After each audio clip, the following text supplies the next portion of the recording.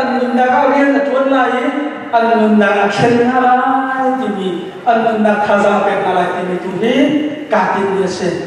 tu ni chi mi kan pi se tu ni chi bu ya hin thong tha tha tu so ka chim chim lai lo ka phim na ka chim na so ka kin lai lo chu ba te zum tu nu le pa u le na u no tu te ha pe chen na ka chim ni tha te na ga sia chon na nu na ga rian na tuan lai na na ser siam tu na zum na fe ter tu thong tha si ko lai ti hi a van chim ta ka tu ya se chan kai tu ni thong chim ka ti ni bible cha ka ren cha cha bible cha ka ban ren ti lai lo thong tha tu ka ban be chot ko lai bible cha ka tu si chu ban ka chung lo lam ko tu han pakhat anan ban ni ami pakhat ni pali na khat si lai kha chung kha ka lu tu lai lo na ti kha chung ka be bi do mi pakhat ani tu kha ka sia chun ka ban cha te lai ti kham chung ka du ye se next kan back kan ban kal ko lo so from top na kan mo okay nu le ba ha zum tu na tu ni pa chen be chim ka du mi ni chiang kharau hi a ho da si chiang kharau ha sa se da se ti hi tu ni a pa chen be chim ka du ye se zum tu na si ka bua hin na bia ni na pa chen hi a ho da si zai da si ti hi na fiang so lai lo hi tu ni hin a ka china pha nai ni se Christmas cha na pan ni ga chun kan boi pa ji su khri kong kan chim Christmas a pan ti ga kan boi pa ji su khri kong kan chim na ka ba chu van chungin volei chunga ka cha kan ji su khri au na si zai ro ni ji su khri volei chunga ra ti ka kan chim tu ni hi Pentecost ni se Pentecost ni mi pe phang ni hin ki Pentecost ni mi pe phang hin thon na on lo Pentecost ni mi pe phang hin ki a thu sang tok mi a sai man kyum lo Pentecost ni mi pe phang chu soma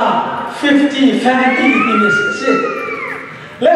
Pentecost ni chu December kul nga ben ki se ki aswal lam ki sai man ki kan cha ki a thu sang ni kyum lo chumal te Pentecost ni a zai da chang ti mi tu chu kan cha hen a be pinai ngai ke si lam kam to han pe ni hi pakhat bali tiang kan re se chun Pentecost ni a van chungin volaya tiang khrau zum tu via te na chuma atla ti kha kan ni se boi min tam thai nu kom se December chana chun Jisu Christ kong kan simban tugin Pentecost ni a van in volaya zum tu na sila akami tiang khrau hi awung tu mi tiang khrau hi ahau da se ni hi dunia pathian yan thaza pe kan tu mina se Pundang kan chima se chun Pentecost ni hi tiang khrau abhan de ji ko pun ke se le lema cha chun Pentecost ni hi thila chang de tam pi Krifa pun zo ka dia pun a chang chuma te kan phil so ro ka ni chu tiang khrau van bolaya zum tu na nun na ara ni tiang khrau hi how set da city mi hi chim are kan phil to ro ti to ro cha ne dunia tiang khrau hi how da se na cha tiang khrau hi zai ban tu da so la mai zai tin da fian tiang khrau ni ya ni tuk so do ti hi dunia zum tu na za te sina pathian bian chim ka dunia se kan Bible kan zop ti ka hin be kam thum chunga hin tiang khrau ara te lai ti mi hi mun tam mon te mu ko se pathian ni hin tiang khrau ara na kon hi be kam mun a chim chung chang Ezekiel an som tu na por ko a chim chung chang chang a dong lai a chun mi bia te chunga ka khrau ka to na lai an lung thin a ham tu ni zo kha ka la yan na lai ane ai minum tin ka pe na lai ka bia akan kam chang chulo sa ta moi pa Jesu Christ ne anun leo baka bom tu thian khrau ka ba ka halai kan pe na lai ti hi Jesu Christ on ar chim chang chulo sa Jesu Christ thi thu thang văn chung cái hát te zo hin thiang kharao churak na kulo thiang kharao chulum sao te na kulo khoi zai ga nam kal ni hau thiang kharao ka hau chu thiang kharao chu na la ra te lai chun nun chen chon na ngai te lai ti hi Jesu Christ zu tu na sina achim ta mi ka se le ma ka thiang kharao ka ar ran tak tak ti ka hin zum tu na hin chon na o mi alhali an tu ang lo ni ra chen na ti na phan na se zo ya te ka atlaw hi thiang kharao an nge nu chun an nun na ga khem na ti hi cha thiang chu kan nu se len chu tu kan a sum loi ni a lian ne mi thiang kharao chu a hau da se kan nun na ga sai da so la ma ga sai tin da ka chaw lai thiang kharao nu ni sai tin da ka nun lai ti mi ko he pet lai dunia pathian den thazabe kan tu minase next ban ka kan dia lo maka kan ban dia di san ko se lo next okay number 1 azat te kan maka zo te kan ka ka dia ti ko lo number 1 chang kharao hi ho da sin zai da sin chan dam bia chung chang kharao hi chang kharao ko mai kan zoom na hi a bi ngai ko ti hi kalau ni Joseph, siang kerau ni, jangan biar power, thona, ni pastor ni kan jangan jujur dia antum kai ni bentuk, thona revival pencana, dia langsaan lam ni bentuk, kakak siang kerau ni thona kesinatin, siang kerau ni kamu tukin aneh tukin, thona power, so nan ruak kan ruak solai di amai sa kacina panai nai ban cinta kan dia se mira ko zo ni mi chin siang kharao to holy ghost ti ki siang kharao ki ghost mi makan kharao kan men long kin kan bu solai chu ki abi kan khiap ya mi siang kharao kan mi tu solai ni tu ni hen van chin ke lui chu cha chin number 1 kan kan nai pathian ben thazam pe kan tu mina chu thiang kharao hi pathian bak si ti pathian ben thazam pe kan tu mina se kan zum dai pa fa thiang kharao ti kan ba bu cha chu Trinity ti mi pa fang chung lo chu ban te pa fa thiang kharao ti mi ring ni chu pathian chu zai zo pya te to không tu zai zo pya te an mi ko zai ka pawa au mi siti hi kan ba cha chu mera ho kan hana se chu kan mi no ko kan so pya ko mi na chu God is omnipresent, omnipotent, omniscience. Pathian chu zai zo an hal pathian chu ko zai ka pawa pathian chu zai zo pya te to không ki hi na thong in na ro asia chan na ro khalai na thong in na ro asia na ro khalai lo asi khalo ni ban tu ke se chuba le bible chani pathian chu zai zong ye te ban tu se te pathian chu kho zai ka pa ma te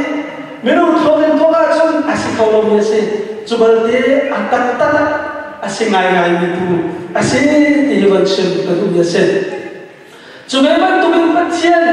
pa fa chen khara ni pe tlai ni he kan thome kan ro asia chun asi khalo ni se chuba le chan siam ni kan bible chani fiang te an pathum ni pa fa chen khara ko ni achim ti amai sa ban lang ta ta ni se chen khara hi pa fa chen khara pathian God Trinity ahin pakhat au ase pakhat asinja ahin pathian sina he zakhat agai ase ti amai sa ban ta ta ni chun kan ba cha kan zau ti ahin chen kharao hi khoi ka paw ko ni se ti chulo sam chen kharao kan zai paw anal ti chulo sam chen kharao kan zai paw to ko ti asia chun zai zo anal tu zai zo ka to kam tu ko zai ka paw ni chen kharao hi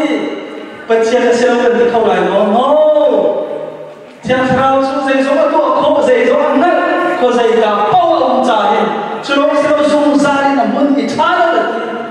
Sudah contoh minum lepas ha, tiang karawi abi tu kan buat kita loh, tiang karawi Pacian pakasih di apakah nak cerita dominasi dan Bible kan jauh tiga hen Genesis ini berkam tiang kan jauh tiga hen tiang karau kong sisek tiang karau lagi itu nak mu pakasih Genesis aman pakai semua tiang karau itu nak mu selalu berkam lumpian de prophet nai Alun nasukan tiang karau yang tuan nak lokasi. Kan Bible cakap som kuat bekam lun dia sama hin tiang karau pun nak tuan dia le dia kuat bina Peter anan pakata kan Bible cakap ni. Selalu bekam lun dia siang perang prophet amin siang mina maafnya de becai tuhan tu nak hin tiang karau ni boleh tuan susah di kan Bible cakap cuakan dan mesti Gideon, Solomon, apapun Joseph, Daniel, Pacian tiang karawi umpi nak nak ketika setiap cuakan ulang mesti. Jelong kan boy bazi sukri, acuan han sama kan Mary pecung ni, zi sukri umko nakha tiang karawi thong mesti tiang kan Bible cakap ni. Yesus Kristus nak acuah harin, acuah kain, anun cumbian de, atin nak acuah tanah zohin, tiang karau pun nak, tiang karau yang tuan nak lodi sini, setiap cuakan yang biasa. Lepas tu nulepas untuk dia de na, tiang karau ni, api itu kan mungkin dengan selalu, tu ni Pentecost dia, zoom tu nani, tiang karau jauh ini. Pacian sih pacian dia dah sampai ke dominasi. Pakat ini yang boleh kan yang kau nak dengar kawan cerita lain. Lamkau tu anan pengar sunahin siang serau pacian asinade yang ngai kan kau. Baikkan tu anaknya selain anaknya selain nubi susun tu sini. Zultu tiga zultu lagi tersilau coba deh zultu lagi namun kan dia pecah biar pecah zumi kan se. Baikkan cuma macam akan cerita ni dia telefon di. Anaknya selain anu pini angai ni anlau anzuari antara bumi dia tekha lamkal tu zultu nasinarak pending ni rak ding ni kase. Sementara lo anaknya selain pini saya tua dia cun acil lokan beri acil kan baca ni siap. Jadinya Peter ni anaknya sekali tidak dia cun kaki kebentar kilowe lembaga tuan pengabi cuma anaknya saya cara setan cu nalungka uktere nalau anak tu buli tangka acil kan acai tiang karau sina lik necem dia ni. Anaknya saya ruang ada tiang karau sina lik necem dia ni. Adam kami beliakan bicara sedia jon minum sina lik necem asitung lau pacian sina pai lik necem asitung dia ni. Anaknya sini tiang karau sina lik necem, jon tiang karau sina lik necem itu Peter ni minum sina lik necem asitung lau pacian sina pai necem tu dia ni. Lalu jatuh tiang karau sini li cemcu pacian sini li cem sini di itu tiang akan contoh biasa. Jatuh tiang dari tiang akan itu tiang karau ni pacian sini di apa kata ni cemla pacian lain tak sampai ke dominasi. Jatuh lepas zoom tu kami nak tiang karau, the Holy Spirit tiang karau ni. Ke power sosok selo, ke revival junca junca sosok di luar sosok selo, pacian bagasi, aram thuk te dong jane, agam dia dong lai, jual sosok tu sosok ini dia tu lembang ini, minum sila sosok tu sila falai jumpi, pacian bela inhat dia lah, tiang karawe, alam ke penulia dah jual pacian, asyik dihicum keruh biasa. Nombor 2 akan kalai apa ni ada cungkru ni tu apa kan nak alau ni apa tayar senatin chẳng khao hầu đã xin cái phiền khổ nào thế nào chừng cái đúng như sẽ bên nào cái chừng cái đúng như chú chẳng khao đi me person me xin là cái me person cái power số tha giang bên tu ti bên tu râu bên tu xin lỗi là bay bên tu số xin lỗi me person xin thì apa ni lagi cerita kedua saya. Efisa anak beli abi satu makan bumi tu siang kerau ngai cerita kerau tiada. Siang kerau ni power so bentukin, curau bentukin le, mai bentukin le, reality bentukin, thonak so bentukin le siapa anak siang orang lo. Anai asyik kota afiam jentiam karawi mi asyik Yesus Kristus bentukin amun cuman murau cuman Yesus Kristus bentukin sinar pakatan mi asyik pakatan lagi pasien yang tak sampaikan tu binasa atau ini ada kebencian lagi yang karawi kan nunaka chona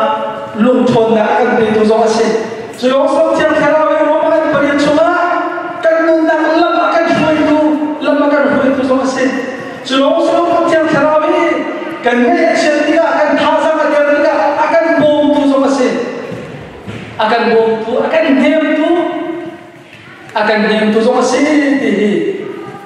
setiap cuma kan biasa. Jauh setiap kali Jordan Feluk akan beri cuma Zaida apa, Zaida aman, Zaida achar, Zaida ciatia, mana nak akan berjumpa ini, tiang kerau sih tiada. Jurong John Feluk berjumpa cuma tiang kerau itu mibian deh, sorry jumpa bian deh, akan jumpa bian di jumpa jadi yang jumpa ini sih. Jurong John Feluk jumpa tiang kerau sih bom tu helper, comforter, tiang kerau akan bom tu. Saya bentuk dia bukan semua akan bombu asyik dia cenciang itu. Kavian tidak buat tiga tiang kerau ni. Acara tu sudah bentuk nalar kau lai. Acara tu thon nalar ini tiba bentuk semua nalar kau lai. Mai bentuk semua nalar kau lai pun alam lai. Semen tiang kerau ni. Nangun nalar hoi komand tu nangai komi. Dia naruh komi. Anmom tu nangai cerita khazan begitu nangun nalar kau tu tiang kerau pasien asyik di nulupana pasien biar senang thazang pekan tu minasih. Lambat tu anak pergian ambil gula tua setiap kali akan mu tiada. Tiang kerau ni Felix atoi vakal lo ki orang lain ki pada itu jadi. Tiang kerau ni Felix kacau ni vakal lo ki orang lain ki pada itu jadi. Himfian dengan simpulnya dia akan disebut tiang kerau ni kan menara Zaida tua lawan dia kan menara film akan simpul kan menara akan contoh tu tua lawan dia akan simpul tu pasien asyik di dot mikrofon dot min berapa kali senang simpul ni sih. Lalu kita tiang kerau ke apa itu mula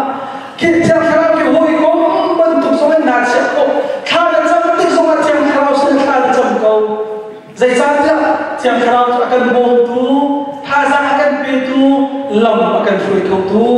pasien asyik di simpul ni sih. Kavian kau sesuatu yang betul kecil ni nombor dua akan terlai. Apa tu nari simpul ni tu cukup ayam ni pasien tiang kerau tu saya tidak nak jauh. Asyik saya tidak nak jauh. Saya tidak akan jauh lagi di apa tu nari simpul ni sih. Bangkit tu jangan kami datang ngai kelak penuh. Kelak penuh ni saya tidak dia cun. Pale fabaka laka. Oh sorry, tiang kerau tu pale fabaka laka dot na kasi silo dot na in pit kai tu asia thì Pentecostal theologian mình thằng hai ngày mi Amos yo ni thiang khao chu pa le pha kal laga do na asia thì về le cho cha man chim lu mi thiang khao hi pathian ba asi pa le pha kal laga ipe kai na do na zon asia thì zo hi van chim lu hi chu be thiang thiang ben pa le pha kal lagaเป็นใครตุลงเสียวิเป็นเชียนเล่ไม่นุ่งกันนี่เป็นใครหนักสมาเชียงเราลงอาศัยเขาอาศัยดีอาพุทธนาการชิมกันดูจะเส้นแล้วจุดจ้าจุดเป็นเชียนเล่หนักเป็นใครเขาหนักดีนะคำนักแต่เจ้าเขาหนักดีนะเป็นเชียนฟ้าอาศัยเขาหนักดีนะนังมาสีนักนังมาทนนักนังมาฟิวนักอาศัยเขาโลอันนักโลเชียงเราเนี่ยอันโปะโลอ่ะChàng khao ni abia an phiên te lo hin pathian he pe tlai na angai khom ni si ti hi pathian yan thazam pe kan tu mina si afisa anan pakhat abe hlai thum hlai ni na ka chang chuma zai ni kan mu ti chun nan ni zong chu ti chun nan si be khap na an phor tu na thong tha ti tak kha nan thai ti ga kri kha nan zum ni pathian ni atasi na mel chun na chu nan chu ma khen chu mel chun na chu bia an kam ni na thara an pe ni na ya se ti boy boy tham chen nun ko sa asia chung sai ti ga da thiam thrao chu ban chu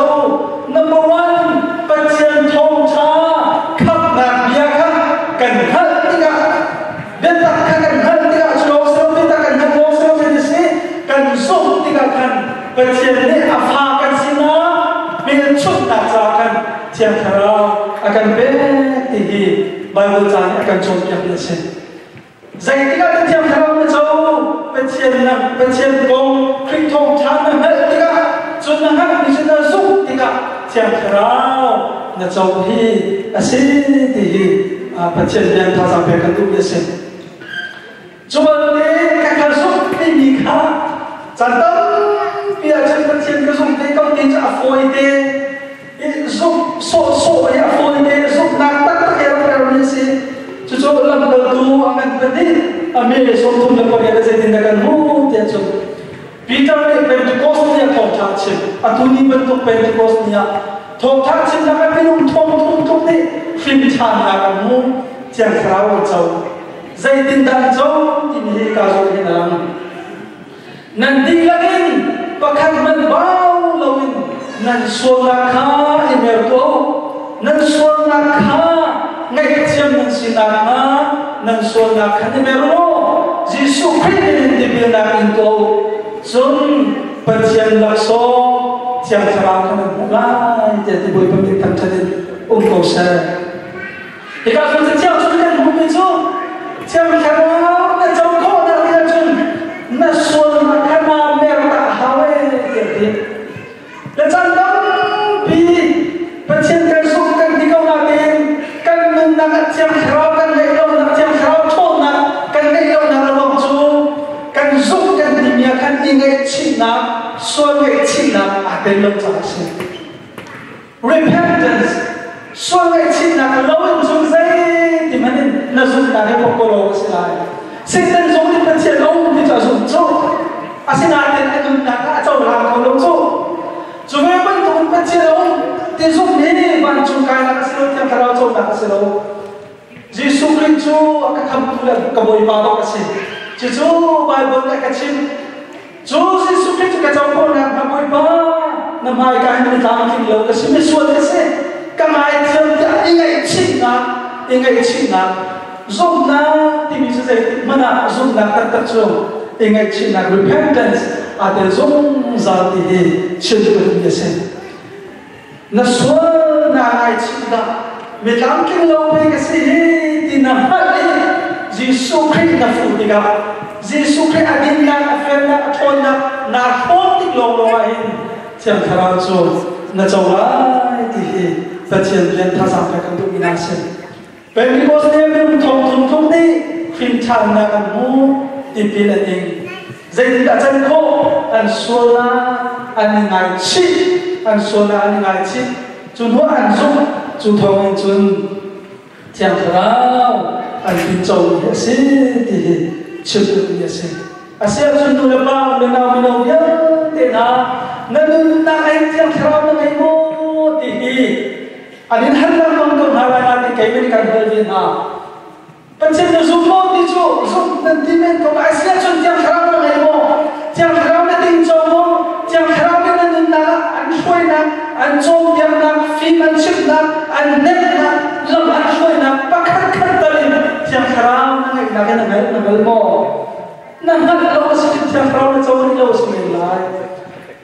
na suan na ngai chi si khi kham tu la boya na chou ti ka hin chang rao na chou ni chu chang rao ni chung nan nun na fi man chip lai lam an shoi lai nan nun na an ser ser chin na mang ka ma ti Pancen bian thasam pe kan tu ye sin Pancen bian zo han na zup na so ne chi na lo in chiang khara we zo ko ye sin ti van chin ke next month kal bian ta lo Martin Luther zup tu bian de kan pa ka sin Martin Luther ne ti jo mera hun ka vale dila ali ka vale la ye thong che bia thong in thong chân bia in chiang harau ni nan nun na cái riêng ăn chuan nan nun na cái ăn chôm bia na ăn chip na da ti lo ăn chun dây tin manin khinh con thì nan dal khâu lại rồi khinh chang na cái nan khâu lại rồi thì là chúng ta cho thùng na cái chân mình chân chiang harau cần chôm đi na zon na cái sẽ lâu na chôn na cái sẽ lâu na phim na cái sẽ lâu rồi ta không đặt số là xíu luôn đấy đặt số là xíu số thì ngay chỉ là giúp na bên trên mai quân na bên trên mai nâng đi ảo na long long lên xí thì bắt đầu na cái chuyện cái gì thế adok na lấy á cái na cái cần na lấy adok na lấy chẳng khao không cái trái chuyện cái gì chứ chẳng khao khác dùng tu viết để kan naga siang kharawin akademi kan si di adok na apali na ki tachel jan thasa pe kan tu na si zum tu vya te kan kol kan dit mi akan buritit kan zom ti mi chu sai na silo kan naga siang kharawin kha hi asi di van shi tu ya sen Minum bau ni control kita ni, atul liu dia ni, nanti naga control tu nanti, nanti naga pakai ni jangan control macam, atul liu semua tu nak jangan control komen, atul liu intang ka tu nak jangan control komen, atul liu Facebook jangan control komen, asyik orang nak cakap jangan control komen, nak tu amin, nak thilu nên là cái control tu cho sinh. Bên trên pháp nhớ để dây đằng là cái cần là cái chân pháo này, còn control cái sinh thì vẫn sự ta cũng được sinh. Mình thì pastor cái bạn chúng phân trong cái chân này, mình khinh pha tác sĩ khinh pha chào mi địa điểm. Mình khinh pha cho nên vẫn đang xây địa chun. Trang các cô cha khăn con ba tê cần phân biệt là hay không? Mà hay mô tô của nó. Vậy đó, xem đến phân cả bóng đó, chúng ta phân cài đặt cũng không. Trang một câu, sao cái chúng tôi lại là câu đúng không? Cả nên chuyên câu đặt tên của cha sư. Vậy đó, cần xem thế, chẳng nào sẽ xem đó. Chẳng sao đó cả mình mô tô số nằm mãi đi nằm mộng đi là đừng nặng hay nằm mãi đi là control chẳng sao cả mô tô lẽ cái gì là đừng nặng lẽ cái gì là đủ bao nhiêu cần chú apa kan nabi anh mình pha nên gì nên đúng là cái nằm mãi là control đi nên đủ lấy số là bộ số là mai lấy số là chàng thảo nên xả lo xí xí là chun chàng thảo đi là cái tất tất cái lâu đi amin te nula ba krim pha si lo mo pin de pu krim pha si lo mo krim pha so krim pha men the city apa khat nang kan si chu si apa khat nang chu na dum lai lo te ro san na ka ngai apoi ni cha phan ni na ye se apa ni na cha ban ka nai de chang lo apa ni na chu krim pha si jisu krim chu ating chu a chu ha chiang kharau so ngai asina problem apoi ni se dia chun ama ni ko tu kamong ri ama ni nun na kamong ri chiang kharau ka an lei dia chu ter Boston tu na chu ter sai na tu ka lo zai ba na chu ama ni chiang kharau ka fu chiang kharau ni tu ra chu ti chiang kharau ni tu ri wai ba ra chu ti chiang kharau ba the lo ka abu punin ama ni chiang kharau ka fu na tu na lai chiang kharau ni nang ma ni na fu chu ko tu zai ti mana tak sami na sung za lai na tu na so na ti chalo abu punin na nu na ke akhan ko lai ti hi apani na ke chu tu ni chu se he apani na ke tam ni chu kan simen na do ni lu ba na apani na si ti ka chen ya kan du ye se lo Pasien dia kan tu yang itu amak siang kerau kan, among tua seri, amak siang kerau kan among tua seri, kan ini siang kerau mulai dia cun, siang kerau kan soi nak kan,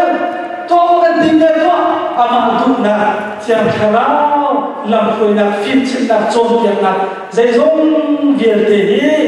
kan tu tiga amak ini kan bau chen tiga, siang kerau kan kerlai ini. Dunia kecil tak sampai ke dunia sih. Dunia saya tidak asal, dunia saya tidak kira jemput nak boleh tak nak mau, semua saya tidak asal. Dunia lepas nanti akhirnya dunia asal tua, nanti asia jon kecil sumpah nak dunia alam silam mengkaulah tinggi. Kecil tak sampai ke dunia sih. Efisa angan banga he chu ze ni kan bu te chu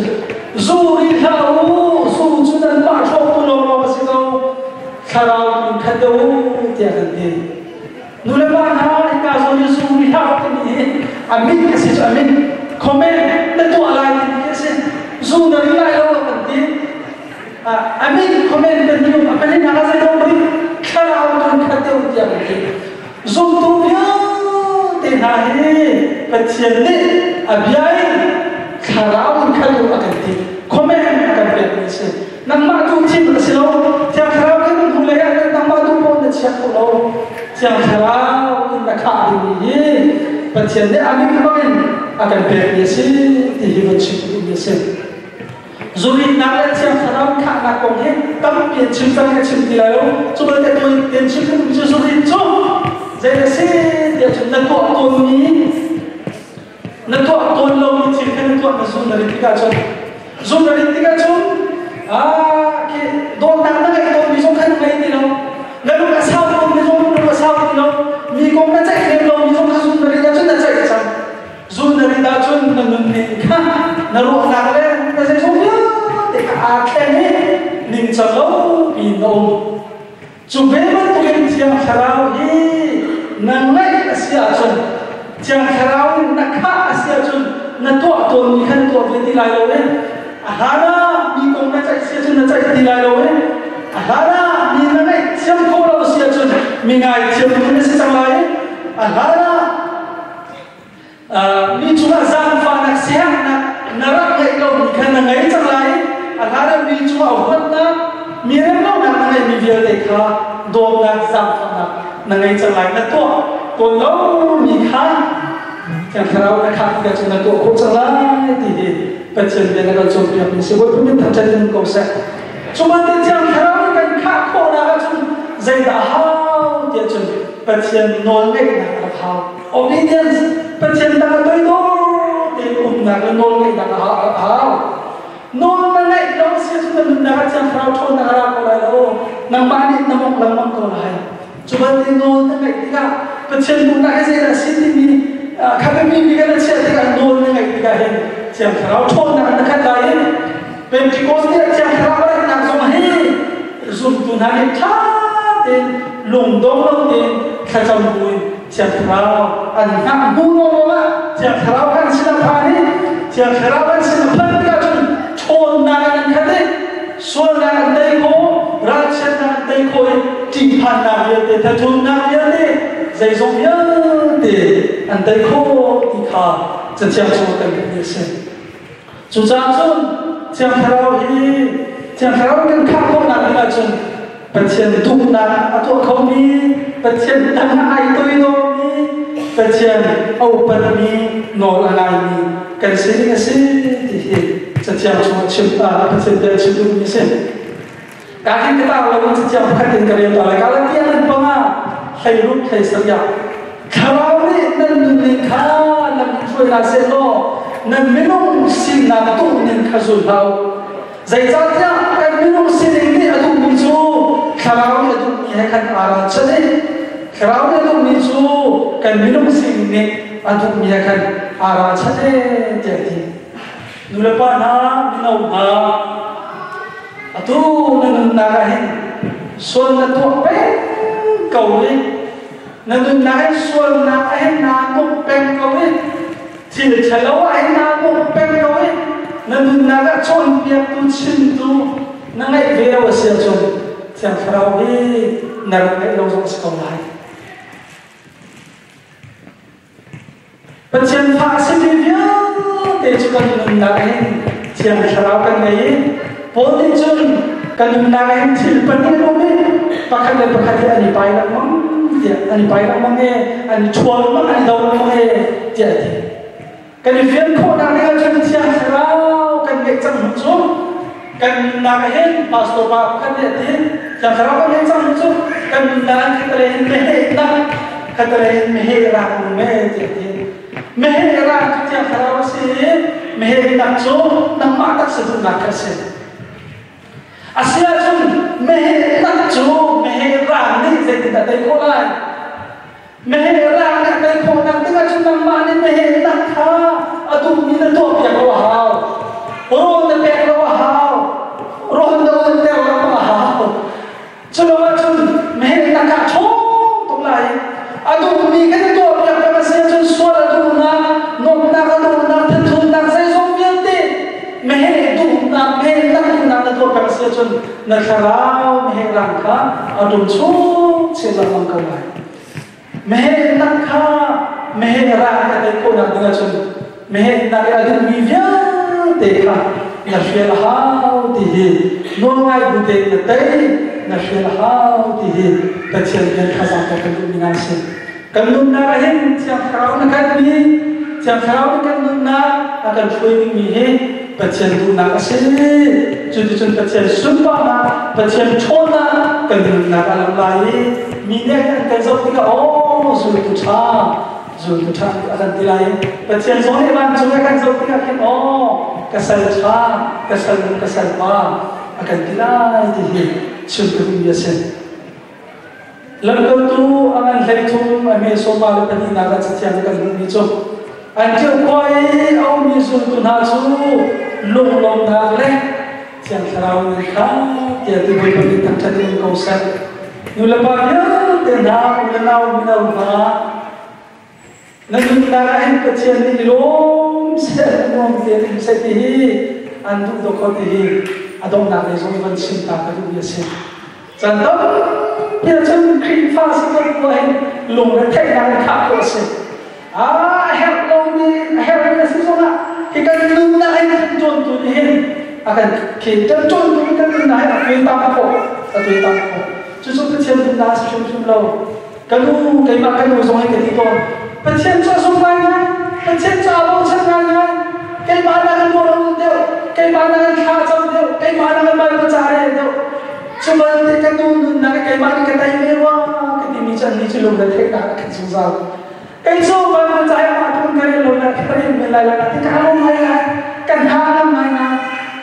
khi xây nên tụt trên cái tụt cho anh khi cái trên dây khi cái hàng này nó dùng từ nó bao giờ thì nó cần nâng đa cái Satan bani kan tayo ni hana kan tum ti kan tu kasiya chun sai tin da chen cha lo ko lai sai tin da chang kharau ka khat chun si ko lai